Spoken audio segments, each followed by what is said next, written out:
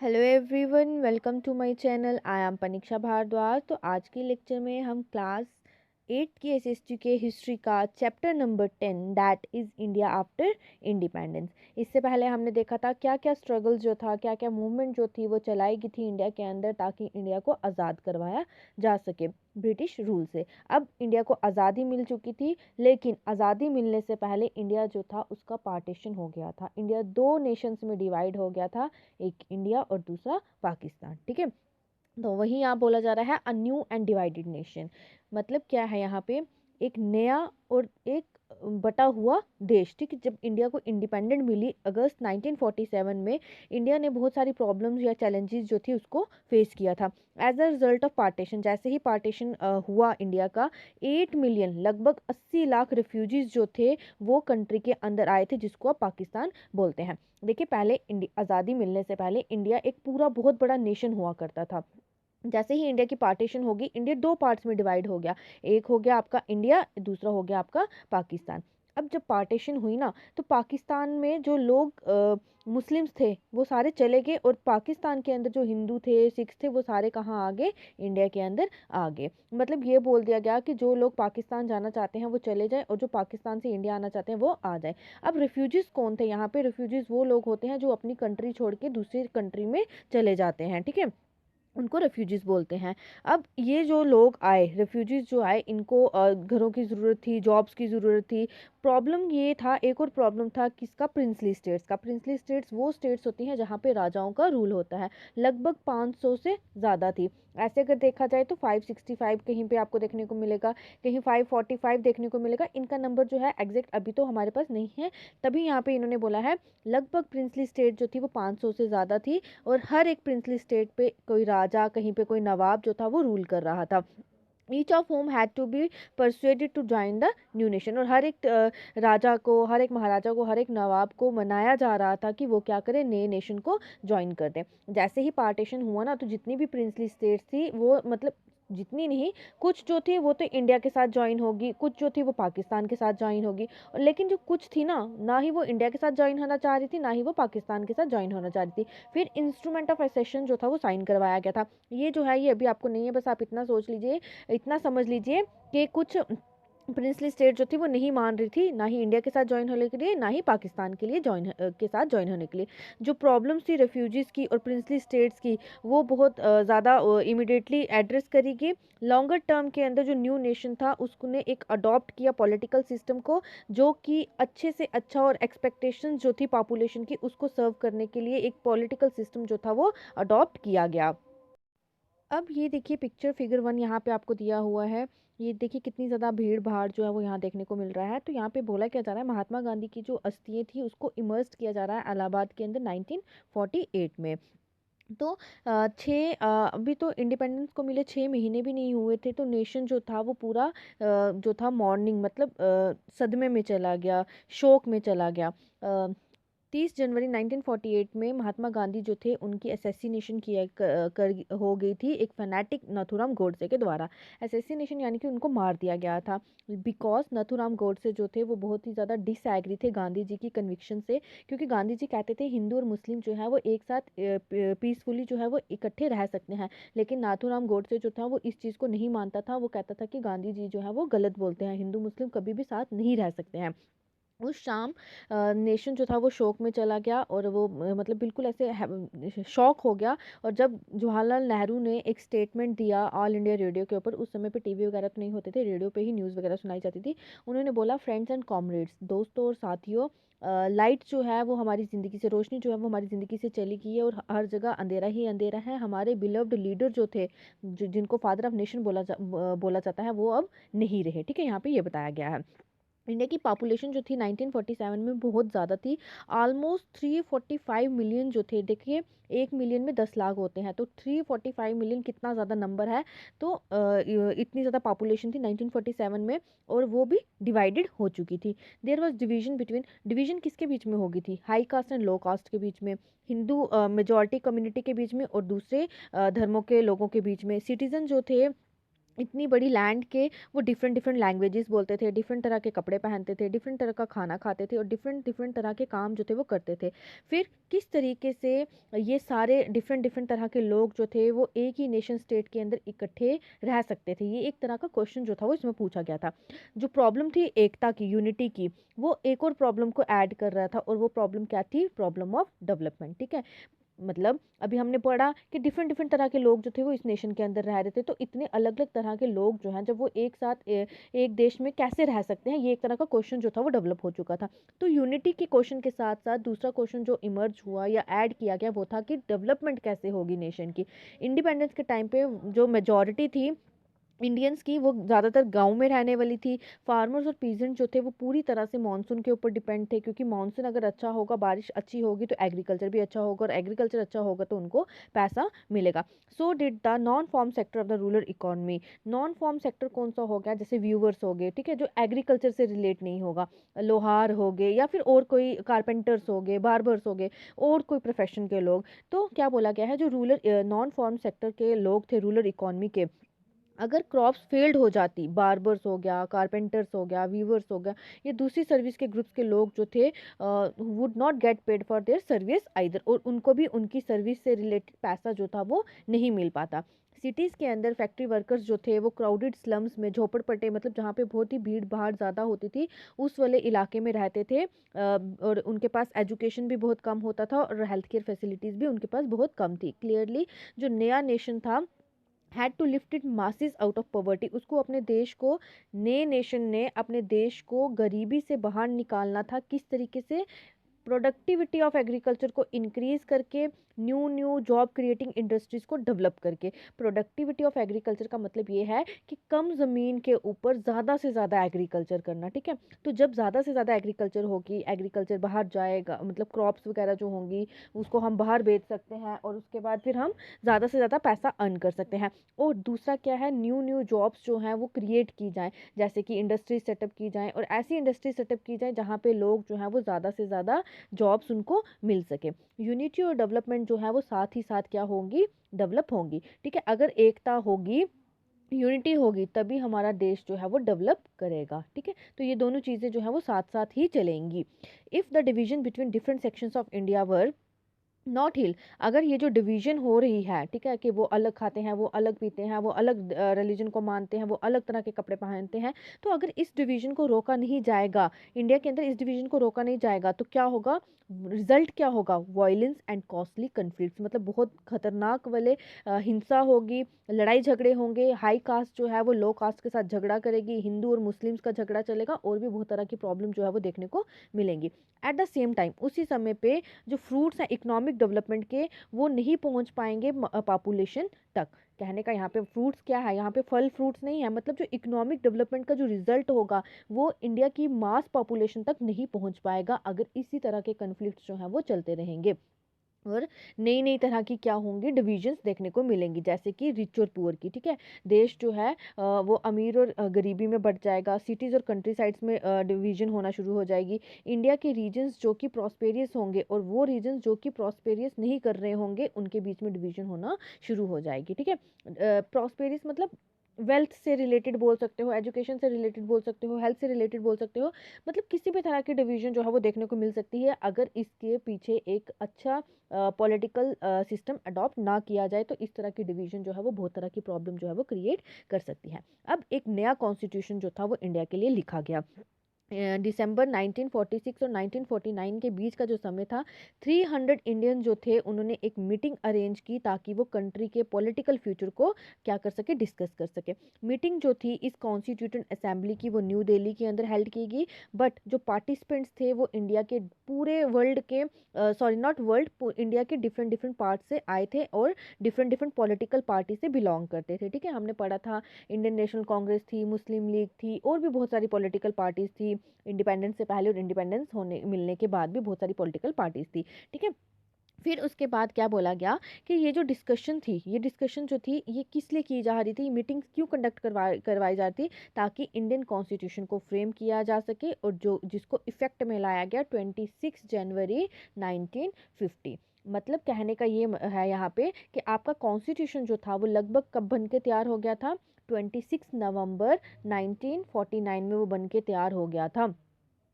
और इसने लगभग कितना टाइम लगा लगा था इसको बनने में, कॉन्स्टिट्यूशन को? 2 साल, 2 years, 11 months एंड 18 days। ठीक है, लगभग इतना टाइम लग गया था इसको बनने में। और बनने के बाद इसको क्या किया गया, बनकर ये तैयार हो गया था 26 जनवरी 1949 में, और इसको इफेक्ट में लाया गया था 26 जनवरी 1950 में, जिसको आप अभी के टाइम पे रिपब्लिक डे सेलिब्रेट करते हो। तो एक फीचर जो था कॉन्स्टिट्यूशन का वो क्या था कि कॉन्स्टिट्यूशन के अंदर यूनिवर्सल एडल्ट फ्रेंचाइज को क्या किया गया, अडॉप्ट किया गया। जितने भी इंडियंस थे जो कि मतलब अभी तो एज कर दी है कि जो भी 18+ का होगा, कोई भी कास्ट का हो, कोई भी कलर का हो, कोई भी पर्सन हो, बस 18+ होना चाहिए, वो वोट दे सकता है। लेकिन जब हमारा कॉन्स्टिट्यूशन बना, देश को आज़ादी मिली, उस समय पे जो एज थी वो कितनी थी, 21 थी। ठीक है, तो जितने भी पर्सन या इंडियन जो भी 21 ईयर्स की एज से अबव होंगे वो स्टेट और नेशनल इलेक्शंस में वोट दे सकते हैं। ये एक रेवोल्यूशनरी स्टेप लिया गया।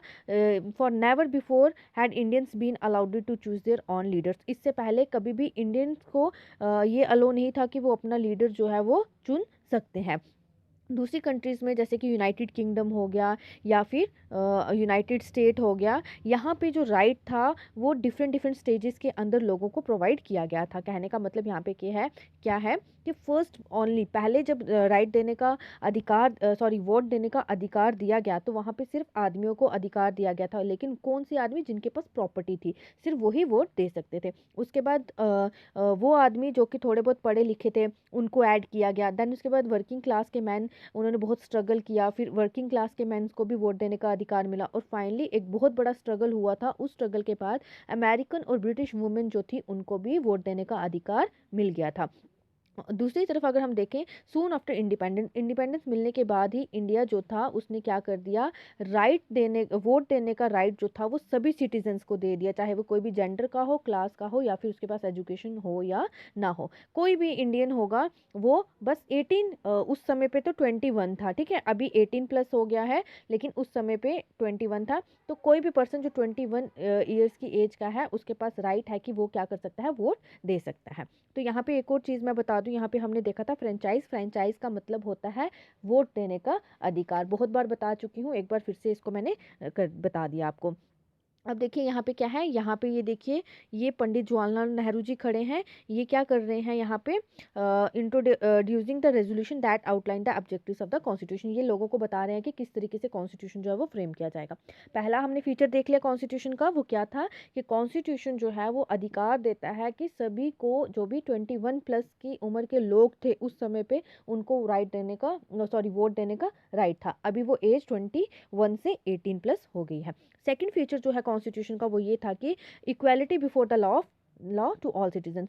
सभी को एक समान समझा जाएगा। एक समान समझा जाएगा मतलब कि अगर पीएम जो है वो किसी का मर्डर करता है और एक कॉमन पर्सन जो है अगर वो किसी का मर्डर करता है, तो जो सज़ा इस कॉमन पर्सन को मिलेगी वही सज़ा एक पीएम को भी मिलेगी। ठीक है, मतलब यहाँ पे ये है कि कोई भी पर्सन जो है वो कानून की नज़र से ऊपर नहीं है, चाहे वो पीएम हो, प्रेसिडेंट हो, चीफ मिनिस्टर हो, कोई भी। अगर एक कॉमन पर्सन जो है, एक इंडिया का सिटीजन जो है, अगर वो कोई क्राइम कर रहा है तो जो सज़ा उसको सुनाई जाएगी वही सेम सज़ा उस अमीर, उस रेप्यूटेड पर्सन को भी सुनाई जाएगी। ठीक है, और चाहे वो कोई भी कास्ट का हो, चाहे वो कोई भी धर्म को फॉलो करता हो, सेम सज़ा उसको सुनाई जाएगी। There were some Indians who wish that the political system of the new nation be based on Hindu ideals. कुछ ऐसे इंडियंस थे जो कि पॉलिटिकल सिस्टम के जो कुछ ऐसे इंडियंस थे जो कि चाहते थे कि पॉलिटिकल सिस्टम के अंदर क्या होना चाहिए, हिंदू के आइडियाज़ को फॉलो किया जाना चाहिए, and that India itself be run as Hindu state. और वो ये भी चाहते थे कि इंडिया को एक हिंदू स्टेट की तरह देखा जाए। ठीक है, क्योंकि इंडिया के अंदर मेजॉरिटी हिंदूज़ की थी। They pointed to the example of Pakistan. उन्होंने पाकिस्तान की एग्जाम्पल ली। उन्होंने बोला कि पाकिस्तान एक ऐसी कंट्री है जहाँ पे सिर्फ और सिर्फ मुस्लिम कम्युनिटी के लोग जो हैं वो रहते हैं, और वहाँ पे एक ही पर्टिकुलर रिलीजन को क्या किया जाता है, फॉलो किया जाता है, और उसके इंटरेस्ट को देखा जाता है। लेकिन जो इंडियन प्राइम मिनिस्टर थे जिनका नाम था उस समय पे उस समय में नाम कहने का मतलब ये है कि कौन थे उस समय पे, पंडित जवाहरलाल नेहरू जी। उन्होंने कहा था कि इंडिया जो है वो एक हिंदू पाकिस्तान बन के नहीं रहेगा, इंडिया के अंदर हर एक धर्म के लोगों को इक्वल राइट्स दिए जाएंगे। हम यहाँ पे पाकिस्तान की तरह कंट्री नहीं बनाएंगे। क्यों? क्योंकि इंडिया के अंदर जितने हिंदूज हैं, क्रिश्चियंस हैं, सिख्स हैं, सभी लोग वहाँ पे रहते हैं, तो सबको इक्वल राइट्स मिलने चाहिए। ठीक है, तो मुस्लिम्स चाहे इंडिया के अंदर हो या ना हो, अभी तो एग्जिस्ट कर रहे हैं, लेकिन मुस्लिम्स के अलावा भी इंडिया जो है यहाँ पे बहुत, इंडिया के अंदर बहुत सारी पॉपुलेशन है सिखों की, क्रिश्चियंस की, एज वेल एज बहुत सारे पारसीज भी और जैन्स भी इंडिया के अंदर रहते हैं। तो न्यू कॉन्स्टिट्यूशन के अंदर उन्होंने बोला जिस तरह से एक हिंदू कम्युनिटी के लोगों को राइट दिया गया है, उसी तरह से सेम अपॉर्चुनिटी जो है वो दूसरे लोगों को भी दी जाएगी। जैसे मतलब एक हिंदू पर्सन को जॉब लेने के लिए मतलब सारी फैक्टर्स को या स्टेजेस को पार करना पड़ेगा, उसी तरह से सभी दूसरी कम्युनिटी के लोगों को भी वो चीज़ें करनी पड़ेंगी, क्योंकि सभी लोग जो है वो कानून की नज़र में क्या है, बराबर है। देन थर्ड फीचर जो था कॉन्स्टिट्यूशन का वो ये था कि ये ऑफर कर रहा था स्पेशल प्रिविलेजेस पुअरेस्ट और मोस्ट डिसएडवांटेज्ड इंडियंस के लिए। मतलब वो लोग जो कि बहुत गरीब हैं या फिर ऐसे लोग जिनको किसी भी तरह की एडवांटेजेस जो है वो नहीं मिली है। ठीक है, तो प्रैक्टिस जो थी अनटचेबिलिटी की वो डिस्क्राइब कर रही थी Slur and a blot on the fair name of India. मतलब इंडिया के नाम पे वो बहुत सारे लोगों के साथ अनटचेबिलिटी जो थी वहाँ पे इंडिया के अंदर देखने को मिल रही थी, जिसकी अनटचेबिलिटी प्रैक्टिस को क्या किया गया, ख़त्म किया गया। हिंदू टेम्पल्स में जहाँ पे पहले सिर्फ और सिर्फ हायर कास्ट के लोग जा सकते थे और दूसरी कास्ट के लोगों को नहीं जाने दिया जाता था, तो अब क्या किया गया, जैसे ही अनटचेबिलिटी का सिस्टम को ख़त्म किया गया, तो हिंदू टेम्पल्स के अंदर जहाँ पे सिर्फ हायर कास्ट के लोग जाते थे, अब वहाँ पे वो टेम्पल मंदिर के दरवाजे जो थे वो सबके लिए खोल दिए गए। अब फॉर्मर्स अनटचेबल जो थे उनको भी मंदिर में जाने को अलो कर दिया। फॉर्मर का मतलब यहाँ पे ये है कि जिनको पहले अनटचेबल्स बोला जाता था उनको नहीं जाने दिया जाता था, तो अब उनको भी परमिशन मिल गई थी। एक बहुत लंबी डिबेट हुई थी, कॉन्स्टिट्यूटेड असेंबली ने बोला कि ऑल्सो रिकमेंडेड, उन्होंने रिकमेंड किया कि जो परसेंटेज है सीट्स की लेजिस्लेचर के अंदर as well as government jobs के अंदर उसको रिजर्व कर दी जानी चाहिए, ताकि लोअर कास्ट के लोगों को भी बेनिफिट मिल सके।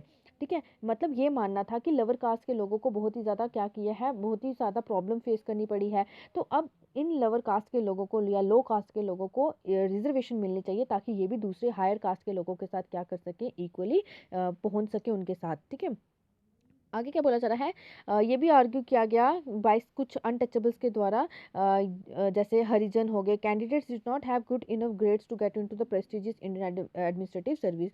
तो वो लोग जो कि अच्छे ग्रेड्स नहीं लेके आ रहे हैं, मतलब उनको भी रिजर्वेशन मिलनी चाहिए कि वो भी बहुत जाने माने एग्ज़ाम्स जैसे कि आईएएस हो गया, डीएम हो गया, ठीक है, तो इस तरह के एग्ज़ाम जो है वो क्वालिफाई कर सकें। But as one member constitutive assembly का एक मेंबर जो था जिनका नाम था जे खांडेकर, उन्होंने आर्ग्यू किया कि अपर कास्ट ही जो अपर कास्ट के लोग ही रिस्पॉन्सिबल हैं हरिजन्स के लिए, उनके अनफिट होने, मतलब हरिजन्स हो गए वो लोग जिनको अनटचेबल माना जाता था, तो इन लोगों के कमी के पीछे अपर कास्ट के लोगों का ही हाथ है। एड्रेसिंग हिज मोर प्रिविलेज कोलीग खांडेकर सेड, उन्होंने बोला, ने बोला कि हम लोगों को दबाया गया है कई सालों से, कई हजार सालों से। You engaged us in your service to serve your own ends and suppressed us to such an extent that neither our minds nor our bodies and nor our hearts work nor are we able to march forward. तो ये बोल रहे हैं कि हम लोगों को, Dalits को, हरिजन्स को दबाया गया था, हज़ारों साल पहले, हज़ारों सालों से हमें दबाया जा रहा था। हम लोगों को इन्होंने अपनी सर्विस में, मतलब अपना काम करवाने के लिए इन्होंने हमें अपने अंडर रखा हुआ था, और ये हमें दबाते थे, और हमारा जिसकी वजह से ना ही हमारे अब दिमाग काम कर रहे हैं, ना ही हमारी बॉडी काम कर रही है, इवन तो ना ही हमारे हर्ट काम कर रहे हैं, और ना ही हम लोग जो है वो आगे चलने के काबिल रहे हैं। तो along with the former untouchables, जो आदिवासी और शेड्यूल्ड ट्राइब्स थी, उनको भी रिजर्वेशन जो थी सीट्स और जॉब्स में दी गई। शेड्यूल कास्ट की तरह ही ये these Indians too had been deprived and discriminated against. Schedule caste की तरह ही ये इंडियन जो थे, ये जैसे शेड्यूल ट्राइब्स हो गए, आदिवासीज हो गए, इनको भी इनके राइट से वंचित रखा गया, इनके साथ भी भेदभाव किया गया, और अगर इनको रिजर्वेशन नहीं दी जाएगी या इनके साथ अच्छा काम नहीं किया जाएगा तो इनके साथ डिस्क्रिमिनेशन जो है वो फिर से हो सकती है। Tribals had been deprived of modern health care and education. Tribal जो हैं, आदिवासी लोग जो हैं, उनको मॉडर्न हेल्थ केयर और एजुकेशन से वंचित रखा गया है। इनकी ज़मीनें इनसे छीन ली गई थी, फॉरेस्ट से निकाल दिया गया था कुछ आउटसाइडर्स के द्वारा। जो न्यू प्रिविलेजेस हमारे कॉन्स्टिट्यूशन के द्वारा दिए गए हैं वो उनके अंदर चेंजेस लाने पड़ेंगे, तभी जाके इन लोगों को भी इनका अधिकार मिल सकेगा। कॉन्स्टिट्यूटेड असेंबली जो थी उसने बहुत सारे दिन जो थे वो लगाए discussing the power of the central government versus those of the state government. इन्होंने मतलब दिन लगाए किस चीज़ के लिए कि बता सके कि पावर्स जो है वो ज़्यादा किसके पास होनी चाहिए, सेंट्रल गवर्नमेंट के पास या फिर स्टेट गवर्नमेंट के पास। कुछ मेंबर्स जो थे वो ये चाहते थे कि सेंटर का इंटरेस्ट जो है वो फॉरमोस्ट है, वो मतलब सेंटर के पास ज़्यादा पावर होनी चाहिए, ऑनली स्ट्रॉन्ग सेंटर। अगर एक स्ट्रॉन्ग सेंटर होगा तो वो would be in a position to think and plan for wellbeing of the country as a whole. तो सेंटर के पास अगर पावर ज़्यादा होंगी तो वो अच्छे से प्लान कर पाएगी और कंट्री को एकजुट बनाए रखने में क्या करेगी, अच्छे से काम करेगी। दूसरे मेंबर्स का ये मानना था कि जो प्रोविंसेस है, प्रोविंसेस यानी कि जो अभी स्टेट्स हैं, उनके पास ज़्यादा पावर होनी चाहिए, फ्रीडम होनी चाहिए। मेंबर जो थे मैसूर के वो मतलब फियर्ड कर रहे थे दैट प्रेजेंट सिस्टम के अंदर, अभी जो प्रेजेंट उस समय पे जो प्रेजेंट सिस्टम था, डेमोक्रेसी जो थी वो सिर्फ और सिर्फ दिल्ली के अंदर सेंटर्ड थी, and it is not allowed to work in the same sense and spirit in the rest of the country. मतलब जिस तरीके से डेमोक्रेसी दिल्ली के अंदर काम कर रही थी उस तरीके से डेमोक्रेसी जो है वो कंट्री के दूसरे पार्ट्स में नहीं दिख रही थी। एक मेंबर जो थे मद्रास के, उन्होंने इंसिस्ट किया दैट जो इनिशियल रिस्पॉन्सिबिलिटी थी लोगों की प्रोविंसेस के अंदर, वो सिर्फ और सिर्फ प्रोविंशियल गवर्नमेंट्स के पास, मतलब जो स्टेट गवर्नमेंट थी या प्रोविंसेस गवर्नमेंट थी वो सिर्फ और सिर्फ स्टेट के लिए ही अच्छा सोच सकती थी, और सेंट्रल गवर्नमेंट जो है वो सिर्फ अपने लिए ही सोच रही थी, बाकी स्टेट गवर्नमेंट के लिए नहीं सोच रही थी। मतलब इस तरह से लोग जो थे वो अपने व्यू पॉइंट्स बता रहे थे। कॉन्स्टिट्यूशन ने इस बैलेंस को सॉर्ट आउट करने के लिए उन्होंने क्या किया, 3 लिस्ट जो थी सब्जेक्ट्स की वो प्रिपेयर कर दी। बोला एक होगी यूनियन लिस्ट, एक होगी स्टेट लिस्ट और एक होगी concurrent list. Union list that means कि सेंटर लिस्ट। अब सेंटर के पास क्या क्या काम होगा करने वाला, तो सेंटर जो है वो देखेगी टैक्सेस कैसे लेने हैं, डिफेंस कैसे रहेगी, फॉरेन अफेयर्स हमारे कैसे रहेंगे हमारी कंट्री के दूसरी कंट्रीज के साथ, ये काम जो है वो सेंट्रल गवर्नमेंट का होगा। ठीक है, ये रिस्पॉन्सिबिलिटी जो थी वो सेंटर को दे दी। अब स्टेट गवर्नमेंट या स्टेट के पास क्या रिस्पॉन्सिबिलिटी आ गई कि एजुकेशन किस तरीके से होनी चाहिए, हेल्थ कैसे मतलब हेल्थ केयर सिस्टम जो है वो किस तरीके से डेवलप किया जाना चाहिए, ये इसकी रिस्पॉन्सिबिलिटी जो थी वो स्टेट को दे दी। और कॉन्करेंट लिस्ट जो थी उसके अंदर कुछ ऐसे सब्जेक्ट्स डाल दिए जैसे फॉरेस्ट हो गया, एग्रीकल्चर हो गया, मैरिज हो गया, वो उसके ऊपर डिसीजन लेने वाली स्टेट गवर्नमेंट भी थी और सेंट्रल गवर्नमेंट भी थी। ठीक है, इसमें दोनों जो थी, इन दोनों स्टेट गवर्नमेंट के पास और सेंट्रल गवर्नमेंट के पास रिस्पॉन्सिबिलिटी थी, और वो दोनों क्या कर सकती थी, कॉन्करेंट लिस्ट के अंदर जितने भी सब्जेक्ट्स थे उनके ऊपर वो डिसीजन ले सकती थी। एक और मेजर डिबेट जो थी कॉन्स्टिट्यूटेड असेंबली के अंदर की गई, और वो डिबेट क्या थी, लैंग्वेज से कंसर्न थी या लैंग्वेज से रिलेटेड थी। बहुत सारे मेंबर्स का ये मानना था कि इंग्लिश लैंग्वेज जो है उसको अब बंद ख़त्म कर देना चाहिए, क्योंकि इंडिया के अंदर इंग्लिश जो थे वो ब्रिटिशर्स लेके आए थे, अब ब्रिटिशर्स हमारे इंडिया से चले गए हैं तो हमें इंग्लिश लैंग्वेज को भी ख़त्म कर देना चाहिए, दे आर्ग्यूड। लेकिन उसकी जगह पे और बहुत सारे ये बोला गया कि इंग्लिश को रिप्लेस करके हिंदी जो है उसको नेशनल लैंग्वेज बना देना चाहिए। However those who do not speak Hindi were of a different opinion. अब कुछ लोग जो थे उनको हिंदी तो आती नहीं थी, तो असेंबली के अंदर टीटी कृष्णा अमचारी जो थे उन्होंने ये बोला कि उन्होंने साउथ के लोगों के बिहाफ पे उन्होंने क्या किया, एक बात बोली, उन्होंने बोला कि some of them threaten to separate from India if Hindi was impose on them. तो उन्होंने बोला कि अगर हिंदी को नेशनल लैंग्वेज बना दिया जाएगा तो जो साउथ के लोग हैं जिनको तो हिंदी, कुछ मतलब बहुत सारे ऐसे लोग हैं जिनको हिंदी बोलना ही नहीं आती, तो वो लोग क्या हो जाएंगे, अलग हो जाएंगे, और फिर से डिवीजन होना शुरू हो जाएगा, और क्या हो जाएगा, वो इंडिया से अलग होने की डिमांड कर देंगे। तो एक कॉम्प्रोमाइज़ किया गया, फाइनली एक डिसीजन पे आए, और उन्होंने बोला कि हिंदी जो है वो ऑफिशियल लैंग्वेज होगी इंडिया की, ना कि नेशनल लैंग्वेज होगी, और इंग्लिश जो है उनको हम कोर्ट्स में, सर्विसेज में, कम्युनिकेशन, एक स्टेट का दूसरी स्टेट के साथ अगर कम्युनिकेट करना होगा तो हम इंग्लिश का यूज़ कर सकते हैं। बहुत सारे इंडियंस जो थे उन्होंने कॉन्ट्रीब्यूट किया कॉन्स्टिट्यूशन को फ्रेम करने में, but perhaps the most important role was played by doctor B R Ambedkar. तो सबसे ज़्यादा इंपॉर्टेंट रोल जो था वो प्ले किया गया था डॉक्टर बी आर अम्बेडकर के द्वारा, जो कि चेयरमैन थे ड्राफ्टिंग कमेटी के। इनको फादर ऑफ कॉन्स्टिट्यूशन भी बोला जाता है, और साथ ही साथ में जिनकी सुपरविजन के अंदर फाइनल डॉक्यूमेंट जो था उसको फाइनलाइज्ड किया गया था। अब यहाँ पे देखिए, डॉक्टर बी आर अम्बेडकर जो थे इनका जन्म 1891 में हुआ था और 1956 में इनकी डेथ हो गई थी। ये बाबा साहिब के नाम से इनको भी जाना जाता है। ये एक मराठा स्पीकिंग दलित फैमिली से बिलोंग करते थे, लॉयर थे, इकोनॉमिस्ट थे, और बेस्ट नाउन बहुत ही जाने माने जाते हैं दलित के, मतलब बहुत ही ज़्यादा ये अच्छे लीडर रहे हैं, और इंडियन कॉन्स्टिट्यूशन के फादर भी कहलाए जाते हैं।